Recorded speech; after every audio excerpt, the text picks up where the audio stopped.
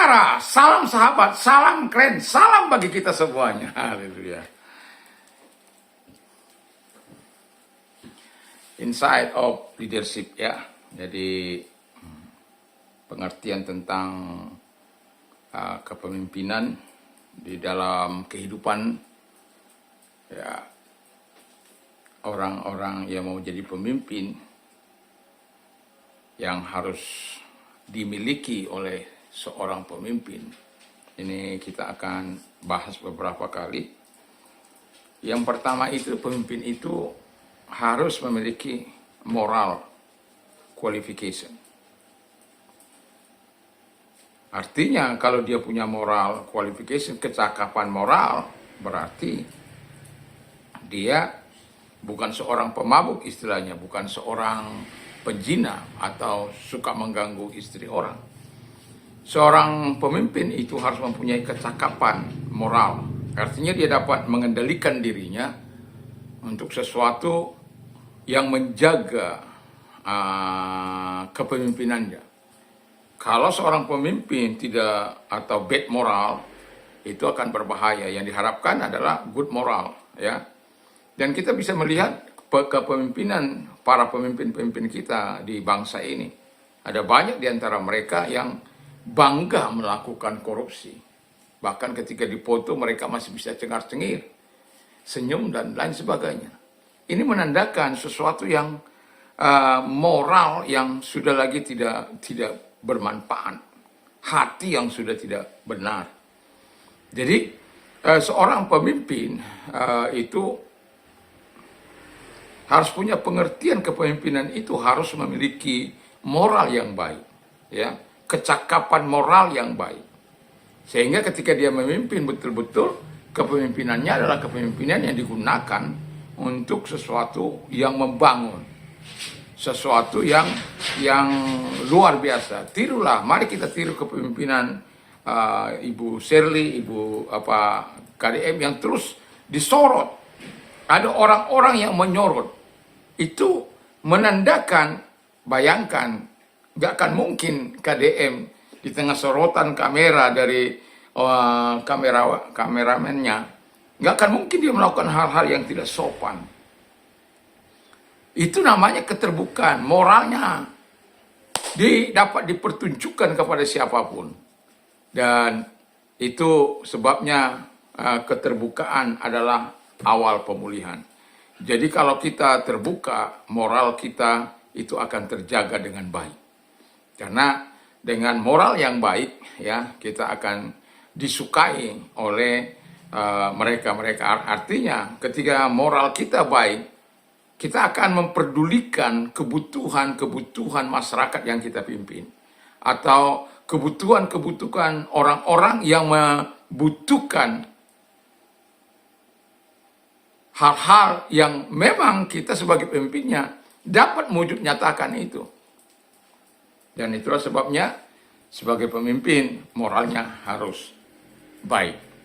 Jangan sebagai pemimpin moralnya hancur-hancuran. Ada pemimpin spiritual ya memperkosa 50 santrinya.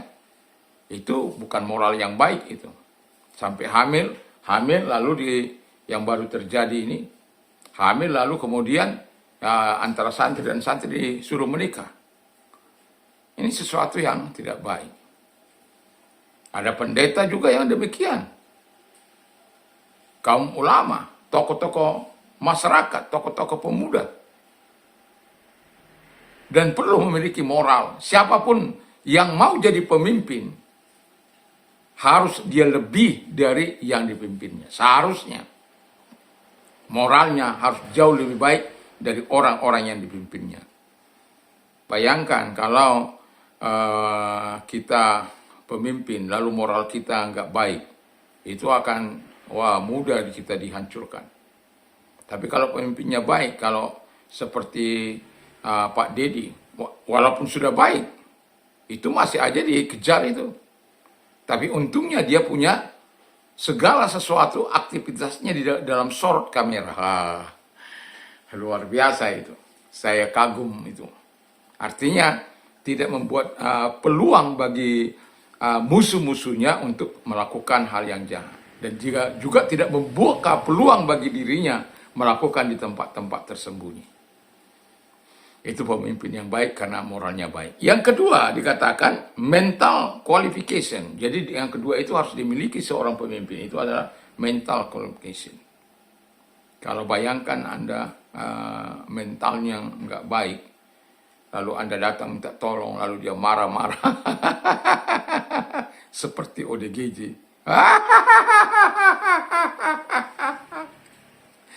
Wah, itu kita akan menderita itu, ya. Ya, kita tidak tahu di bangsa ini kadangkala dari pemimpin penjahat mau mencalonkan diri jadi bupati, mau jadi apa, preman mencalonkan diri jadi bupati, mau jadi apa itu? Nanti semua diancami.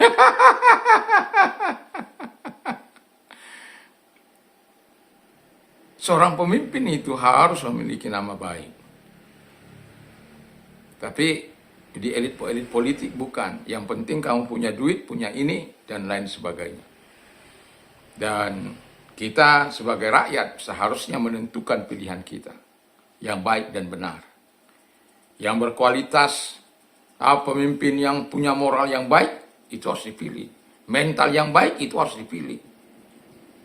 Karena kalau moralnya baik, mentalnya baik, dia akan mengerjakan segala pekerjaan itu sesuai dengan keinginan hatinya, sesuai dengan kehendak hatinya, dan tidak bertentangan dengan hukum dan undang-undang yang berlaku.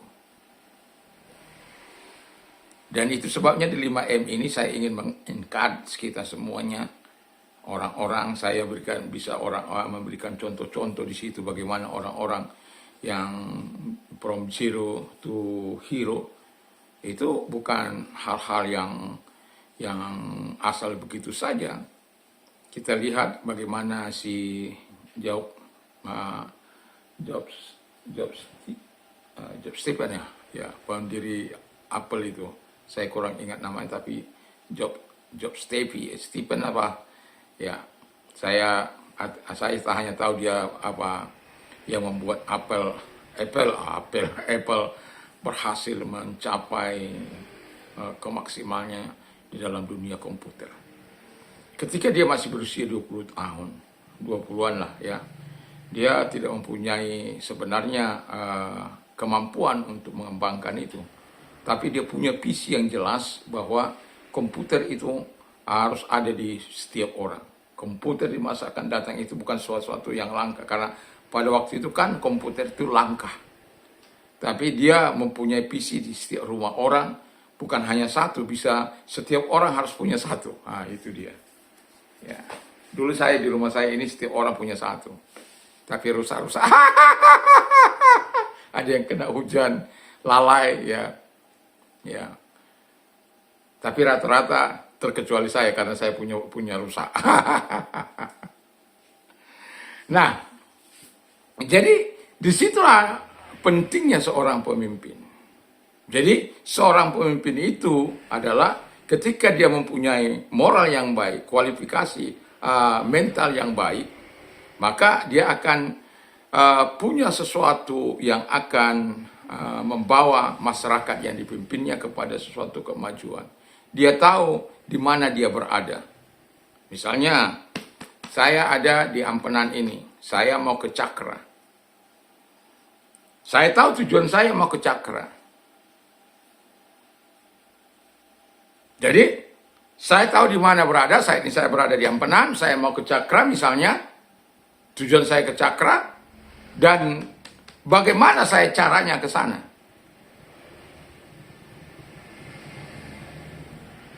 Ada mungkin jalan kaki, naik sepeda, naik motor, naik mobil. Ada 4 kemungkinan, naik jalan kaki, naik sepeda, naik mobil, atau naik Grab. Macam-macam kita bisa lakukan.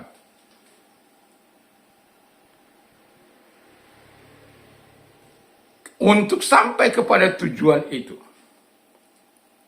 Nah, seorang pemimpin yang punya moral yang baik, mental, pikiran, ide-ide yang baik dalam pikirannya, dalam hidupnya, maka dia akan bisa mengejawantakan, oh saya sedang di sini. katakan sedang mengalami daerah ini mengalami kemiskinan akut, ya. Lalu kemudian saya ingin mengentaskan kemiskinan ini dalam 2 tahun atau 3 tahun kepemimpinan saya. Bagaimana caranya untuk ini bisa ini dientaskan dalam 3 tahun? Katakanlah demikian, 3 tahun tentu dia akan telah menyusun anggaran dan begitu rupa supaya bisa membangun daerah ini. Nah, ini daerah akan diprioritaskan daripada yang lain. Supaya penyerapan atau pengucuran anggaran bisa dimaksimalkan kemari supaya daerah ini bisa bertumbuh dan berkembang dan terkesan dari jauh dari kesan kumuh. Itu seorang pemimpin, dia tahu bagaimana dia berada di mana, dia tahu tujuannya membenahi ini, dia tahu keadaan daerah itu dan bagaimana caranya. Ya mungkin dengan dana yang atau minta ke pusat lah atau APBD daerah lah, macam-macam bisa dilakukan. Atau juga bisa, kalau itu tidak melanggar undang-undang, mengundang orang-orang pengusaha untuk bisa terlibat membangun komunitas di situ. Pasti saya yakin ada banyak orang yang mau terlibat pembangunan yang selama ini jarang orang dilibatkan. Tapi pasti ada orang, ya tentu dengan pertanggungjawaban yang jelas, ya mereka terlibat atau pengusaha itu dibiarkan berikan namanya di tempat itu. Ini misalnya pengusaha si A membangun ini, pengusaha si B membangun ini. Jadi jelas, ya nggak perlu itu dipertanggungjawabkan, karena orang itu yang membangun, ya.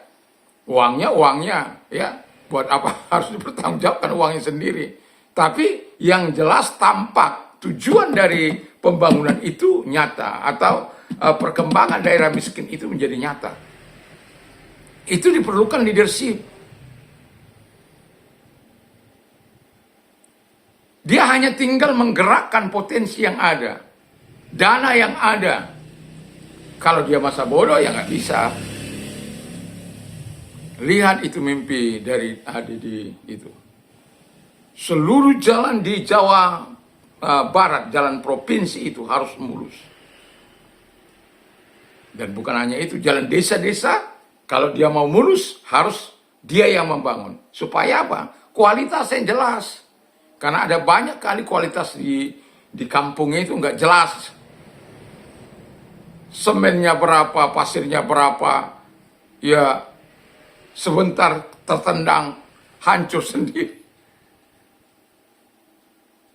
Kalau KDM yang bangun itu jelas, nggak ada manipulasi di situ. Walaupun orang tidak suka, gitu ya. Tapi sebagai pemimpin yang mau memberikan kontribusi maksimal semasa kepemimpinannya, itu penting. Itu karena dia punya moral, punya mental, sehingga pikiran, ide-ide yang ada dalam pemikirannya, ide itu dituangkannya, dan dia laksanakan. Orang-orang misalnya yang menghancurkan pegunungan-pegunungan atau membuat tambang-tambang yang tidak punya izin, ditutup. Karena kita lihat dampak Sumatera Utara, Aceh, itu karena pemimpin-pemimpin yang tidak bertanggung jawab. Yang hanya kepentingan mereka, rakyat akhirnya menderita. Kenapa? Izin yang terus diberikan begitu rupa. Gunung-gunung digundul. Akhirnya ketika banjir atau hujan lebat datang, terjadi banjir yang masif, yang menghancurkan. Yang hancur rakyat, yang senang para konglomerat. Dan itulah sebabnya pemimpin itu harus berani. Dia punya mental untuk, saya kan katakan tadi pagi, di mana seorang pemimpin itu kadang-kala tidak dapat digerakkan untuk melakukan hal yang tidak dapat digerakkan ini harus ada. Misalnya itu untuk menghancurkan tolonglah Pak supaya saya diberikan izin menghancurkan itu, nggak akan dikasih itu. Saya kasih sekian Pak. Enggak, dia akan lebih peduli terhadap masyarakat yang dipimpin. Karena apa? Memiliki mental ya yang baik. Yang ketiga adalah maturity. Seorang pemimpin harus dewasa, tidak kekanak-kanakan. Masa pemimpin kok kekanak-kanakan? Wah, bahaya itu. Pemimpin itu harus dewasa. Dia harus berani mengambil tanggung jawabnya. Dan berani dengan tegas. Saya kagum kepada kedewasaan daripada Didi. Dia tidak berani, dia tidak takut siapapun, dia siap menghadapi siapapun. Karena apa? Dia lakukan hanya untuk pembangunan daerah itu. Memang ada banyak nggak suka, ada banyak orang yang mungkin menderita oleh karena tidak lagi bisa neka-neko, tidak lagi bisa bermain dana anggaran dan lain sebagainya. Dan motonya itu sangat bagus. Moto seorang pemimpin, biarlah kami yang menderita, asal rakyat senang. Wah, itu mantap itu. Jadi kalau Anda sebagai memiliki keinginan orang-orang muda memiliki kepemimpinan ke depan, ya miliki tiga hal ini.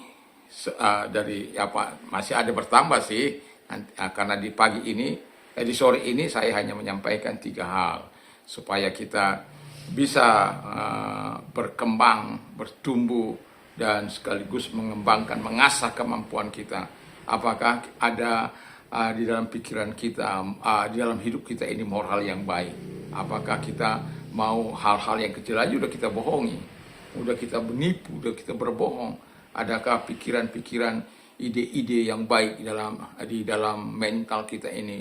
Ada pengetahuan di situ, ada jiwa yang kuat di situ, ya, ada pengendalian di situ. Dan juga saya mau katakan yang terakhir itu maturity, kedewasaan hidup sebagai baik spiritual, baik itu jasmaninya, sehingga dia dapat bekerja dengan leluasa dan untuk membawa keberhasilan masyarakat yang dipimpin, atau sekolah yang dipimpin, atau gereja yang dipimpin, atau masjid yang dipimpin, atau apapun itu, atau kepolisian, atau macam-macam. Kalau semua pemimpin di negeri ini adalah pemimpin yang punya moral, punya mental yang baik, punya kedewasaan, Indonesia akan kaya. Saya akan dapat setiap bulan itu 20 juta. Kenapa saya katakan saya dapat 20 juta? Karena saya mengikuti apa yang dikatakan oleh Mahfud MD. Kalau saja negara ini dikelola, maka setiap masyarakat Indonesia satu orang bisa menerima 20 juta. Saya yakin itu. Karena saya tahun 2025 itu 3.000 triliun yang sudah ketahuan. Belum lagi pajak yang dikemplang sampai 5.000 triliunan. Belum lagi yang sudah ketahuan, yang sudah dihukum penalti. Wah, ada banyak uang kita itu hanya di tangan segelintir orang-orang jahat. Tapi mereka punya pengaruh. Bayangkan kalau mereka memiliki moral, mental, dan kedewasaan, maka mereka tidak akan lakukan itu. Mereka lakukan itu karena mereka serakah. Mereka pikir dengan kekayaan yang berlimpah-limpah, seluruh dunia mereka miliki, nggak akan ada artinya apa-apa. Mati selesai. Mungkin generasinya akan meneruskan, tapi akan mengalami banyak penderitaan. Karena apa? Uang haram. Jadi jangan besarkan anak-anak atau besarkan keluarga kita atau membeli hal-hal yang dengan uang-uang haram itu. Itu akan menghancurkan hidupmu. Tidak sekarang, mungkin di masa tuamu. Tapi saya mau katakan bukan hanya generasimu, tapi generasimu yang akan datang. Sayangi generasimu yang akan datang itu. Makanya didik dengan benar, miliki moral yang baik, miliki mental yang baik, kecakapan mental yang baik, dan kecakapan moral yang baik, dan kedewasaan yang baik. Sehingga semua akan mendatangkan kebaikan bagi diri sendiri, bagi keluarga, dan bagi masyarakat. Dan kalau Anda ingin menjadi seorang pemimpin, miliki dulu ketiga hal ini. Yang paling nyata itu harus Anda kembangkan dalam diri Anda. Karena ini terjadi secara personal. Kan saya belum berbicara personality qualification, kecakapan personality, itu perlu keahlian dan lain sebagainya dimanapun kita ada. Tapi kalaupun tidak, ketiga hal ini harus kita miliki supaya ini akan mempertahankan kita pada posisi yang baik. Karena orang akan lebih suka kepada orang-orang yang bermoral baik, yang bermental baik, dan yang kedewasaan rohani yang baik. Jadi sehingga orang-orang akan suka. Bahkan kita lihat bagaimana Didi, ya, dia baru memimpin 1 tahun ini, tapi sudah banyak orang yang minta dipindahlah, yang minta dipinjamlah, yang diapakan jadi presiden lah, macam-macam. Karena apa? Dia punya itu semuanya. Dan saya berharap sebagai orang-orang muda punyai mimpi yang besar itu. Kalau orang katakan visi yang menentukan engkau ke depan, melangkah dengan baik. Ketika engkau punya moral yang baik, ketika engkau punya mental yang baik, ketika engkau punya kedewasaan yang baik, engkau akan berhasil dalam hidupmu. Kiranya teruslah maju bagi bangsa ini, maju bangsaku, maju rakyat Indonesia dari Sabang sampai Merauke di bawah tangan-tangan pemimpin-pemimpin hebat dan berkualitas. Mantap, mantap, mantap!